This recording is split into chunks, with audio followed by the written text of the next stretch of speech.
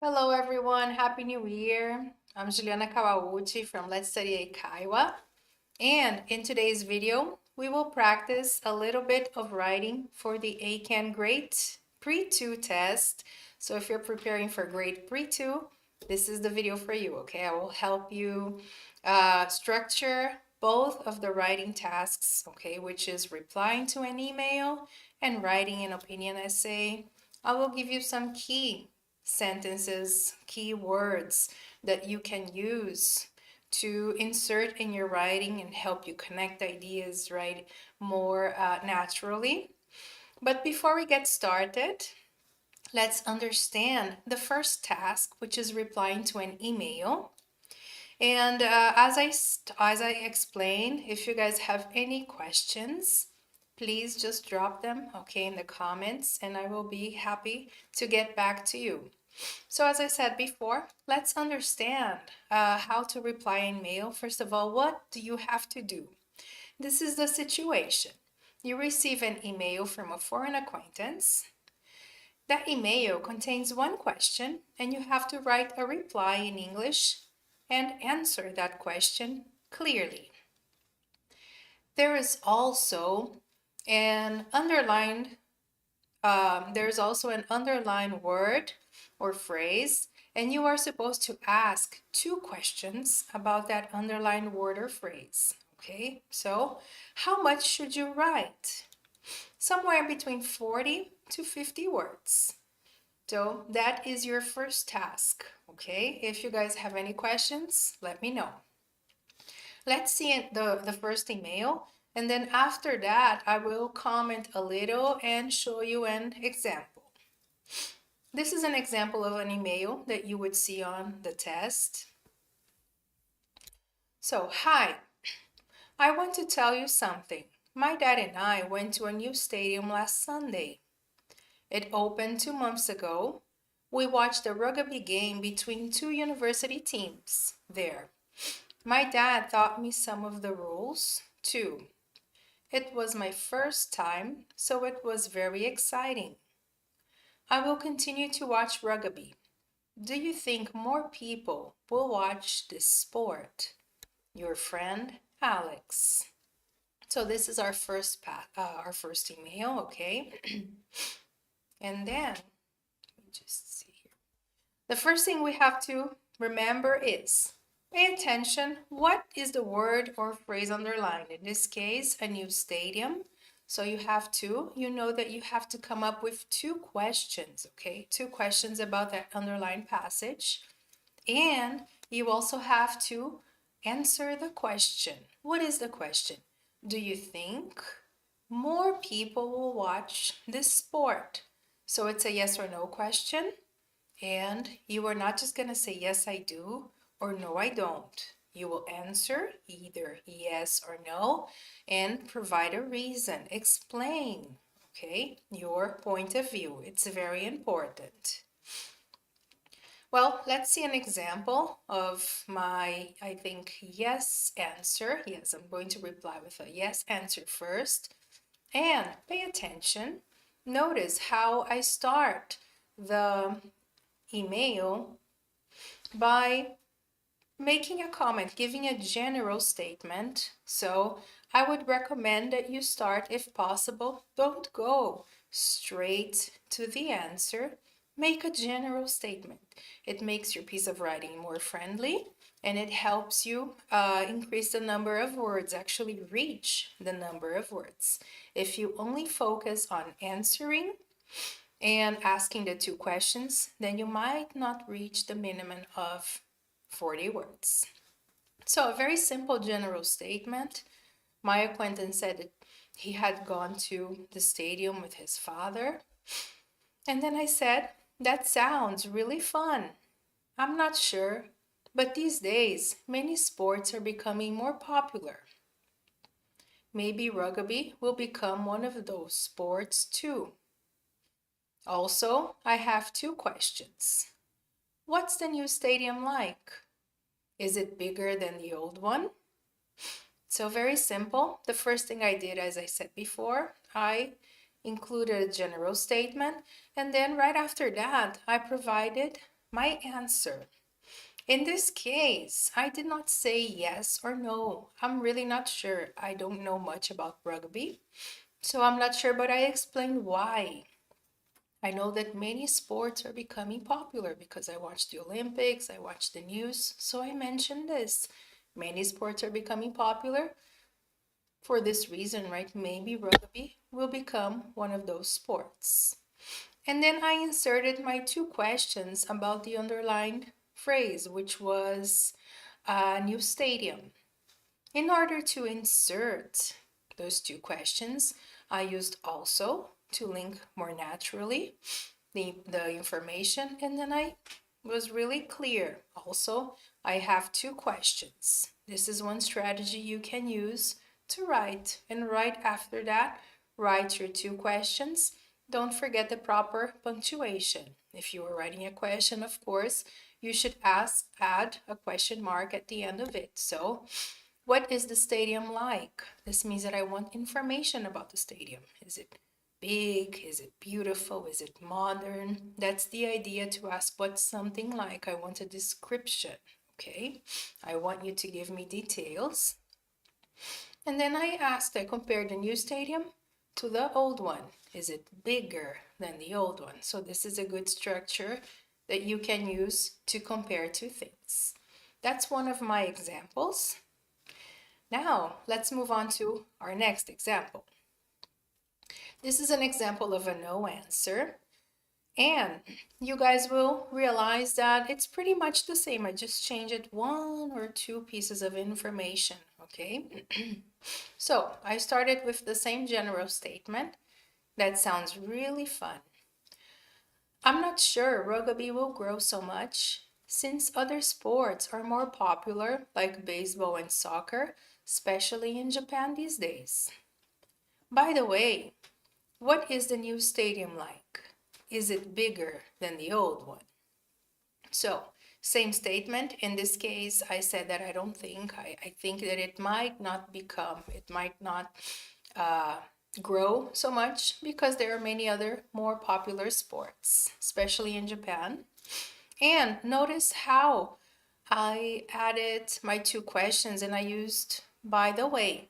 By the way is a casual phrase that we use to shift the topics, to change from one topic to the other in a very natural way. Okay, so if you want to use that, instead of saying also, I have 2 questions, you could use by the way, comma, write your first question, question mark, and then add your second question. Okay, these are 2 strategies that you can use to insert your questions in a very natural way. So memorize those expressions and try to use them. They will be very helpful. All right, guys? So this is, I hope this was helpful. Okay, this is the example of our first task. Now we are going to move on to our second task, which is the opinion essay. And as I said before, if you do have questions, let me know, okay? It's very important to clarify your questions to help you improve your writing even more. Our opinion essay. Well, first, let's understand the task. Here, you are going to receive a question from a foreign acquaintance, and you have to state your opinion about the question in English. You have to say whether you agree or disagree, okay? And in order to support your opinion, you have to provide 2 reasons. You have to give 2 reasons to support your opinion, and you should write somewhere in between, something in between 50 to 60 words. Is a bit longer, but I'm sure you can do it pretty well. You're going to master this task. Let's first take a look at some useful words and phrases. To start your opinion essay, I recommend using one of these opinion starters that will clearly state your opinion. You could start with I think if you agree, or I don't think if you disagree.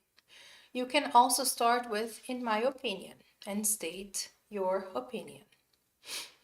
And then to present your reasons to support your opinion, you could use sequencing connectors. These sequencing connectors will help you put your ideas in order. What comes first, what comes second, okay? And they are very important. They make your piece of writing really clear.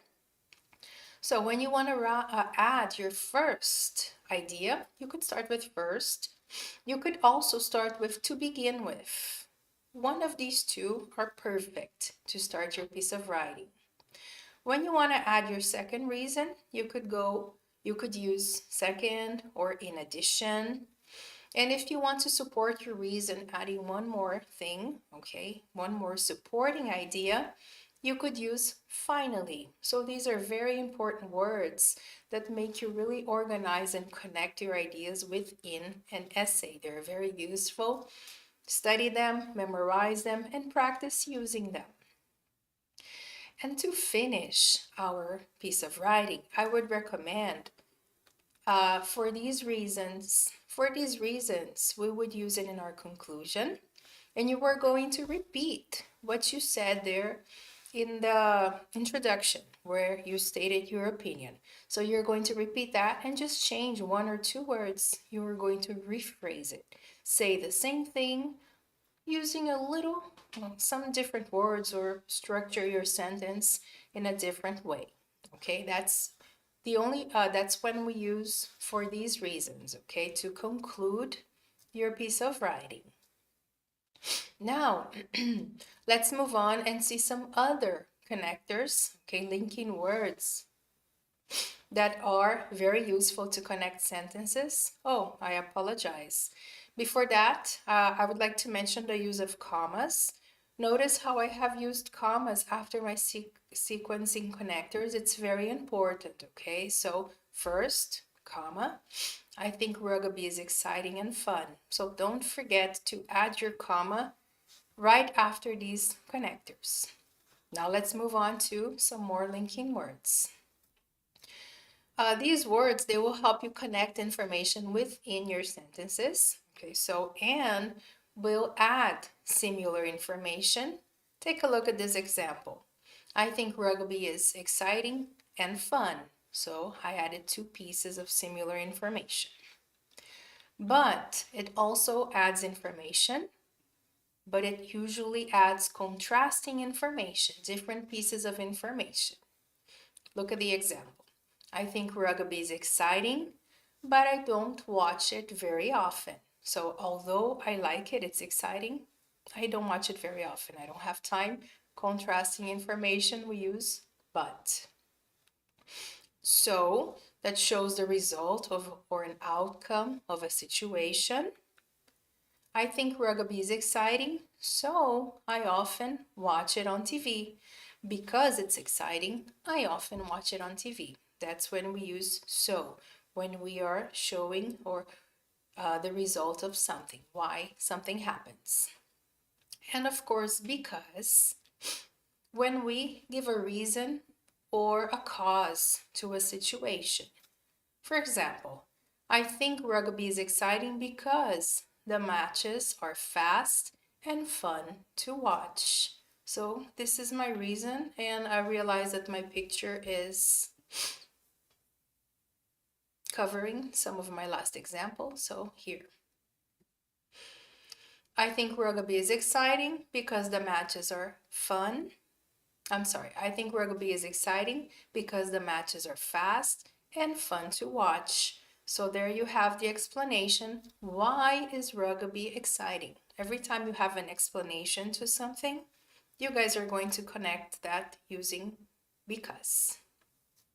Practice using these linking words. They're very useful for any piece of writing, okay?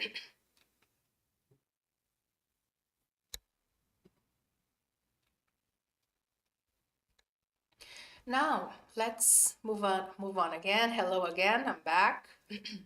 Let's move on, and this is an example, okay, of a prompt that you will find in the opinion essay. Do you think students should wear school uniforms? Before you start answering, actually before you start writing your essay, take 1 or 2 minutes and write down some information that will help you with the writing part, because sometimes we're so nervous that, oh, I know what I'm gonna write, and then when you start writing, you just forget the words. So if you have those words written down on a little space in your text sheet there, in your text booklet, actually your test booklet, then it's gonna be easy, because even if you were nervous, you will not forget them. So write them down. This is an example. Just a second. Okay. Here, remember that you have to give two reasons, but I'm gonna put 3 words here that will help me. Why? Because one of these words will be included into one of those reasons. They're going to support my reason, yes. So the first thing, I think students should wear uniforms, of course. Why? Because they are convenient. This means that students don't have to worry about choosing an outfit, choosing clothes, okay? Also, I'm gonna go to this one. Uniforms save money, because parents don't have to be buying different clothes for their kids very frequently. And uniforms should be comfortable. So this is going to be a contrasting information that I am going to insert into my yes answer. So these are the 3 main words that I'm going to use in my piece of writing to support my opinion. Once I have those 3 pieces of information, then I will start writing. Let's take a look at my example. So to start, remember I said use I think or I don't think. So this is my beginning. I think students should wear uniforms for a couple of reasons. First, uniforms are convenient. Students do not have to worry about what to wear every day. However, uniforms should be comfortable and suitable for different seasons. Second, wearing uniforms saves money, because parents do not have to buy many clothes. For these reasons, I think schools should require students to wear uniforms. So here I addressed the task because I answered the question really clearly. I provided my 2 reasons and I supported those 2 reasons. Okay, I gave additional information. So notice how I started my introduction supporting my opinion, and how I added the phrase, the expression, for a couple of reasons, which means for 2 reasons. So I think students should wear uniforms for a couple of reasons, for 2 reasons. When I introduced my first reason, I used the sequency connector first. And then I gave my reason. Uniforms are convenient, and I explained why they are convenient. So remember, give your reason and explain it a little. Students do not have to worry about what to wear every day, but there is a contrast, okay? However, which is equal to but. When we start sentences, we tend to use however in writing. However, followed by a comma, okay? However, uniforms should be comfortable and suitable for different seasons. I will explain what is the meaning of the word suitable if you are not sure. But after that, I provided my second reason, okay? Second, wearing uniforms saves money, because parents do not have to buy many clothes. So notice how I explained why does it save money, and I used because, okay? And finally, to finish, and I am going to repeat part of my introduction to really show that I have this opinion. For these reasons, I think schools should require students to wear uniform. So I said the same thing that it's up there, that students should wear uniforms, but I used different words. And this is what you are gonna do after for these reasons. Repeat what's at the top using different words. Rephrase it. Let's break down a little bit of vocabulary. Let's understand it better. In the passage that I say that I add my contrasting information, I say, however, uniforms should be comfortable and suitable for different seasons. What does suitable mean? Means that uniforms should be appropriate. In other words, they should be good or right for something. Okay, so that's the idea of suitable, good or right for a given situation. Another word that I want to highlight is require. I think schools should require students to wear uniforms. What does require mean? It means that students have to, must, or need to do something. That's the idea of require. So I can rephrase that, structure it in a different way, and use the word have. For example, I think students have to wear uniforms at school. I said the same thing in different words, okay? Well, let's take a look at my answer once again, okay? And I just changed the word suitable and I used good. So, I think students should wear uniforms for a couple of reasons. First, uniforms are convenient. Students do not have to worry about what to wear every day. However, uniforms should be comfortable and good for different seasons. Second, wearing uniforms saves money because parents do not have to buy many clothes. For these reasons, I think students have to wear uniforms at school. So I rephrased this last part, I changed it a little bit, but it has the same idea from the first one. I hope this was helpful. Practice writing at home, okay? And even if you want to reach out and ask for any more clarification, I'm going to provide you with my email. So you can just drop your questions in the comment section, or you can write me an email and I will be more than happy to reply and clarify any of your questions. Also, if you are new to the channel, don't forget to subscribe, and I will see you next week with a no writing example. Today, I provided you with a yes example that I think that students should wear uniforms, but next week I will give you a no example. Okay, that's my mail, and let me know if you need any help. Also, in the description of this video, there is a link if you want to study on your own at home. I provided a link for the book that I use with my students for EIKEN Grade Pre-2.